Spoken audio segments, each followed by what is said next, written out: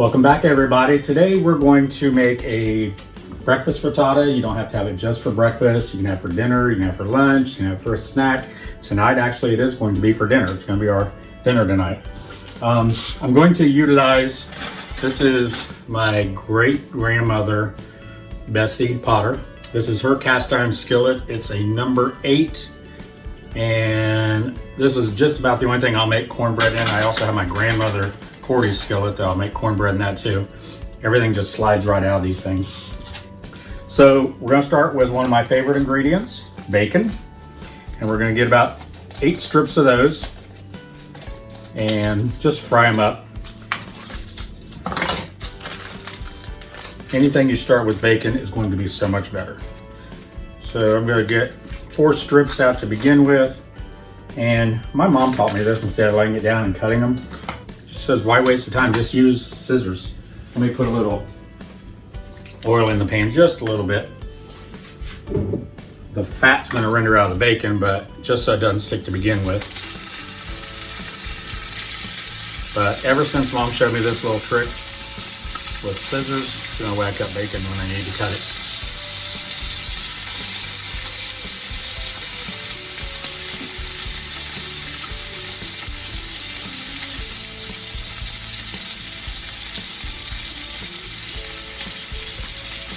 There we go. I think we're going to just go with 4. And I'll put the rest of this in a plastic Ziploc bag and freeze it.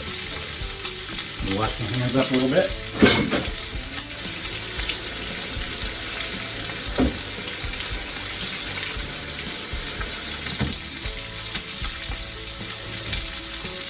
Now you don't want to fry your bacon on a real high heat. It will be splattering, it'll be going everywhere, and the fat won't render out as well. It'll just crisp up. So do it on nice medium. I've got about number 6, medium heat. Just get all these, try to separate them as much as possible. They'll separate as they cook.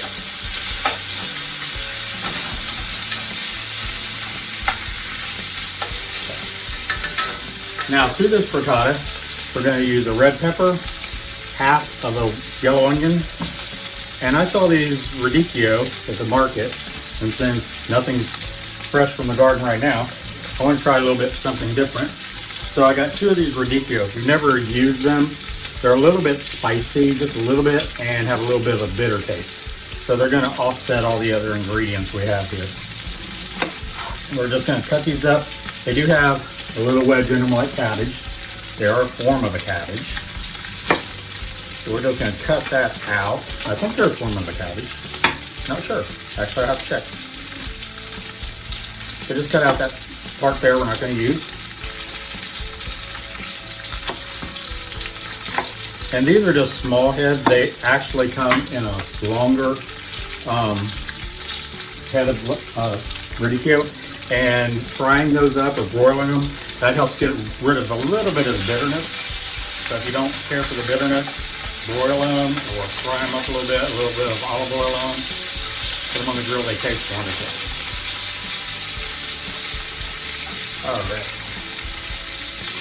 So I'm just going to cut these in little strips because I want them to go out throughout the frittata.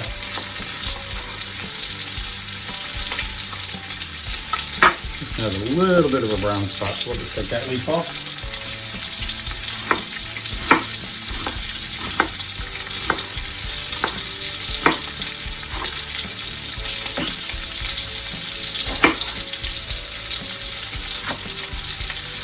I just like the color. Add a little bit of color. Anything with eye appeal, because you eat with your eyes first. So I always like to add a little bit different ingredients. Usually, when I make frittata, I'll use a rainbow chard or just a regular chard, but the rainbow chard, I just like the colors, like I said. Making a mess all over my cutting board here. Okay, there is our radicchio.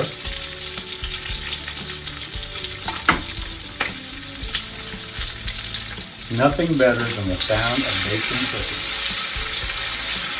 Except tasting.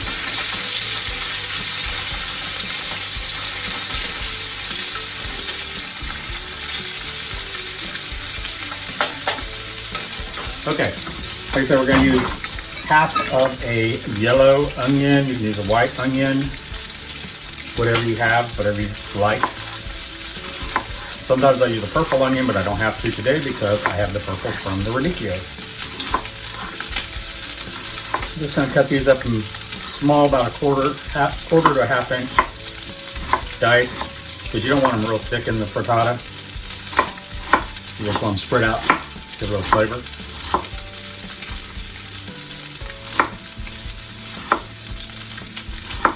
There we go. I'll push those over to the side. Give the bacon another bit. And we're going to get that out shortly, so let's get paper towel here. We'll line this bowl just to absorb any of the extra fat. Move this off the burner for a second.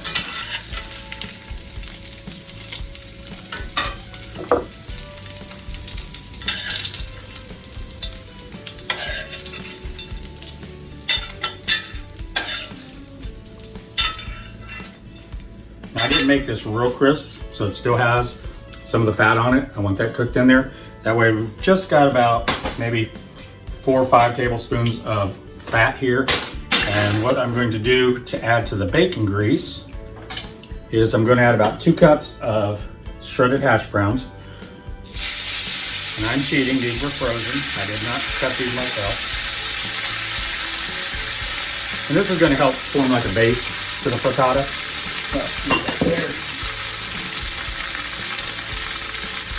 Because unlike a quiche that has a crust, a frittata doesn't. It basically makes its own from the egg and from the hash brown kit. We're just going to brown these up a little bit. Got all the vegetables except I'm going to use the 1 red onion.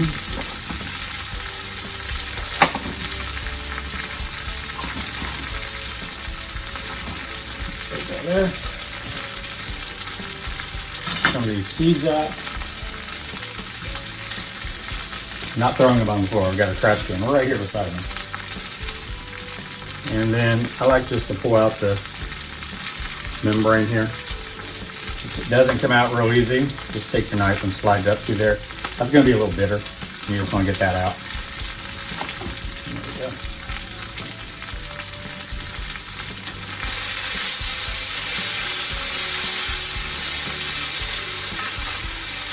So now that we got that started, I'm going to put in the radicchio so it can cook down a little bit.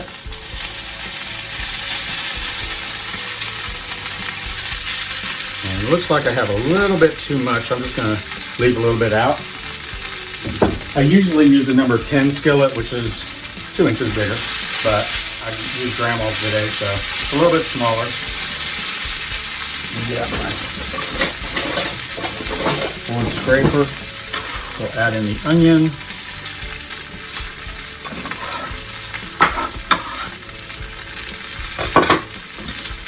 And now, when you do a green pepper, red pepper, the top sometimes the knife can slip on, so I always put the shiny side down. That way, they're not going to make the knife slip on you. And there goes my eggs all over the counter.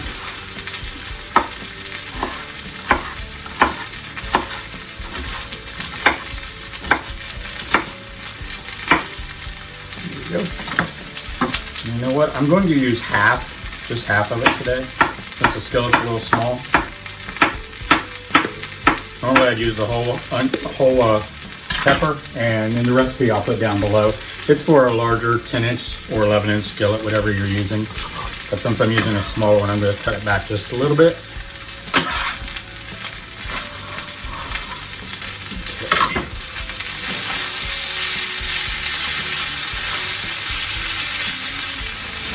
Let these vegetables cook down a little bit. Get the potatoes off the bottom.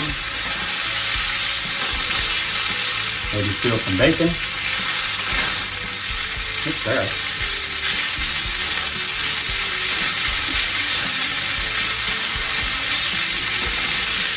As you can see, this is full of vegetables and potato. It's going to be really good in the summer. And just to get the vegetables fresh out of your garden and utilize those are always a lot better. Let me clean up my area here just a little bit.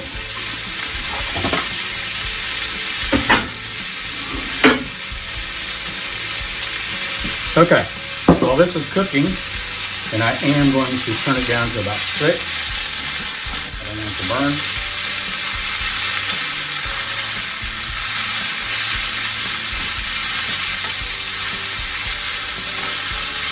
The radicchio is already wilting down, kind of like spinach or collard greens. So we're going to use 6 eggs.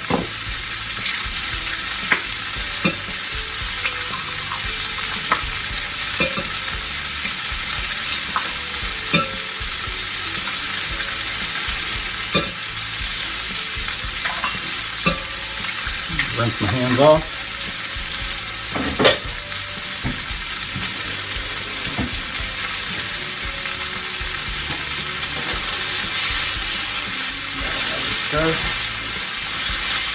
And while it's cooking, let's do some salt and pepper on it so we get flavor through all the layers. And I'm just using a fine sea salt.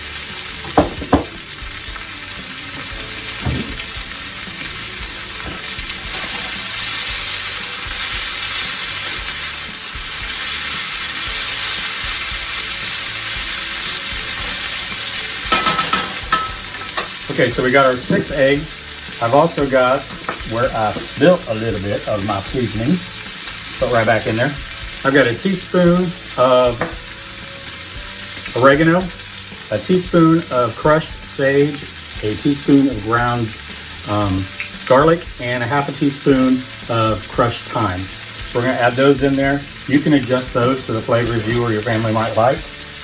All that off my board. I'm also going to add in about a cup of half and half. So I think we can turn this off. Everything's nice and softened. Pull it to the front. Like I said, a cup of half and half.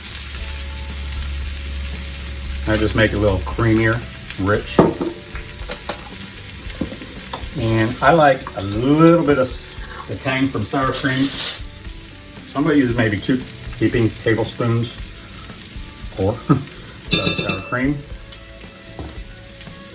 Whisk that all together. And I've got the oven already preheated at 400. So we're going to pour this egg mixture over it. Try to get the sour cream nice and mixed in.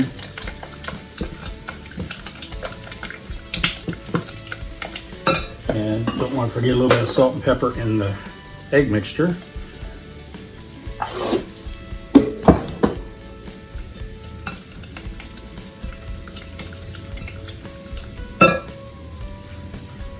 Okay, so now let's redistribute some of this bacon across the top.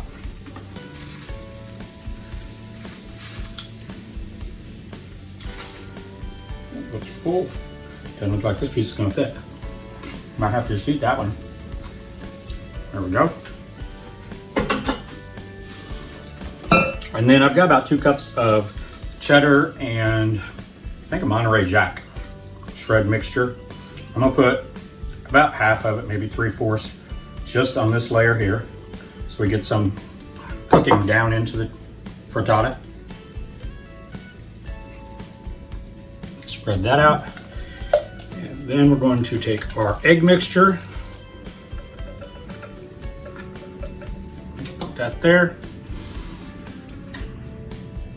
just pour it over top, let it soak down in there. And all those vegetables are going to come up a little bit into the egg mixture as it sinks down in.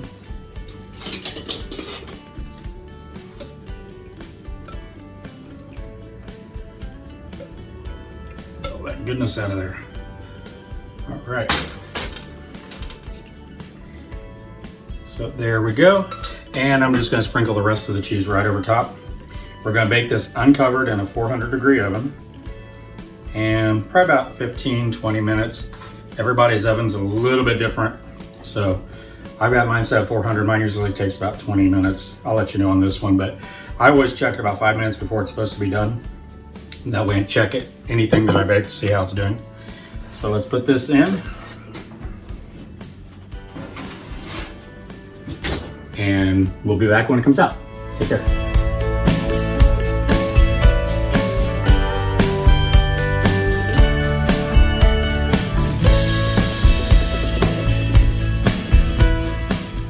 Okay, we're back, and the timer just went off. It took about 17, 18 minutes in my oven.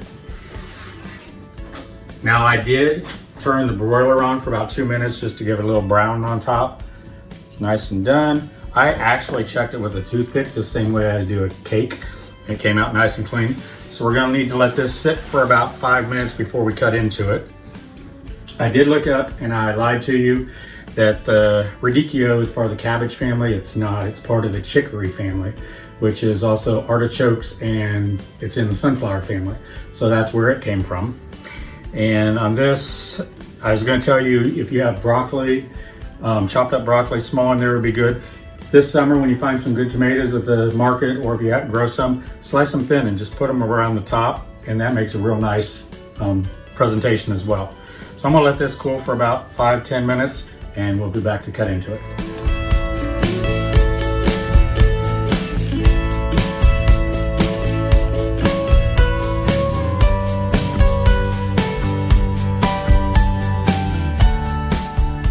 So it's been about 5 minutes. And since I use my Mama Potter's skillet, I'm going to use my great grandmother Thompson, my mom's mother. This is my mom's dad's mother. And so I was given this by my cousin Gladys. She said that I was one in the family who would appreciate this. She probably peeled hundreds and hundreds and hundreds of potatoes and carrots, and I worship it. I love having all these old family things in the kitchen.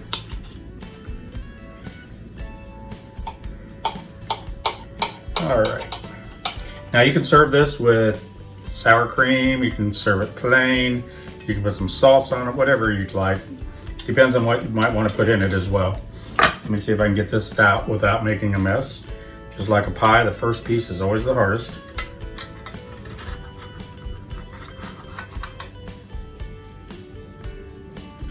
And I got lucky.